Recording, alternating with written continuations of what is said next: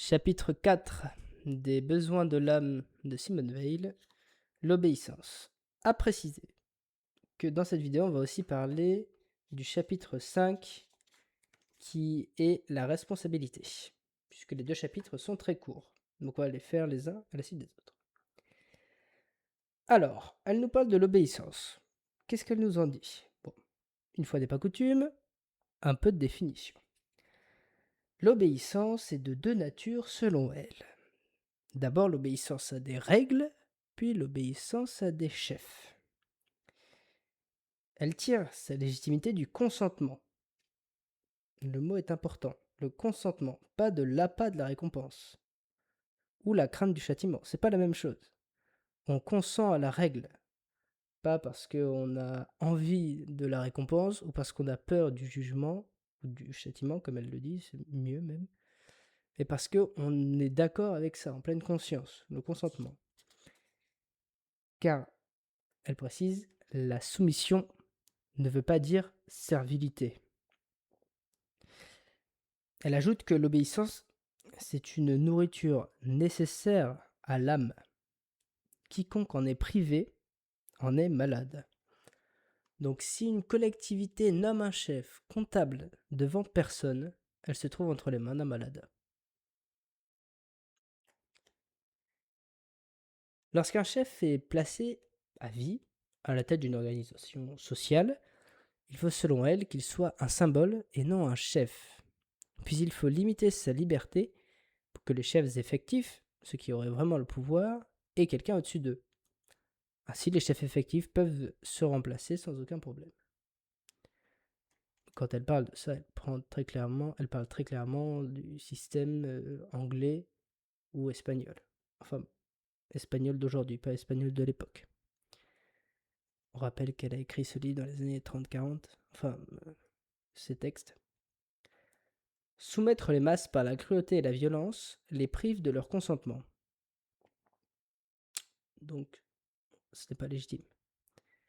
De la même façon, lorsque l'appât du gain est le principal mobile, on retire de l'équation le consentement et l'obéissance, à l'obéissance.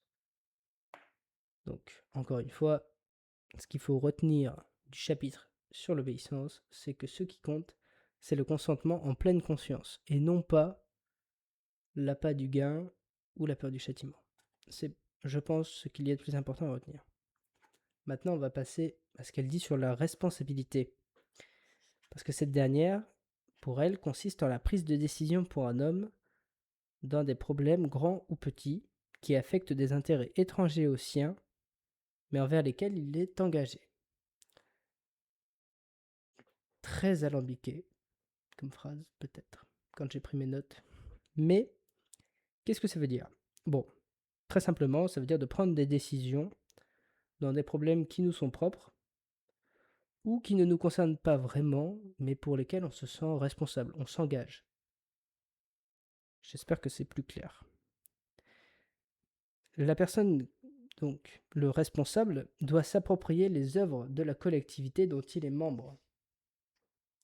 Et donc pour ça, il a besoin d'être responsable un peu des actes. Quelqu'un, par exemple, qui va voter pour les lois, et admettons qu'il y ait une loi qui passe et que il est voté pour elle quand il était jeune, on va dire que c'est une votation, comme en Suisse, et quand il a 80 ans, ses petits-enfants disent « Ah, quand le peuple a voté cette loi, ça a vraiment fait du bien au pays, etc. » Eh bien, cette personne qui a pris la responsabilité de voter pour la loi s'approprie l'œuvre de la collectivité puisqu'il en fait partie. J'espère que je suis assez clair aussi quand je dis ça. Enfin, elle termine sur la responsabilité en disant que il faut qu'un homme, dans sa vie, ait l'occasion de commander. Pas forcément à une organisation politique, mais ça peut être une organisation de jeunes, une équipe de sport, n'importe quoi, mais il faut avoir l'occasion de commander. C'est par cela qu'elle termine son chapitre. Et c'est par cela qu'on va terminer cette vidéo.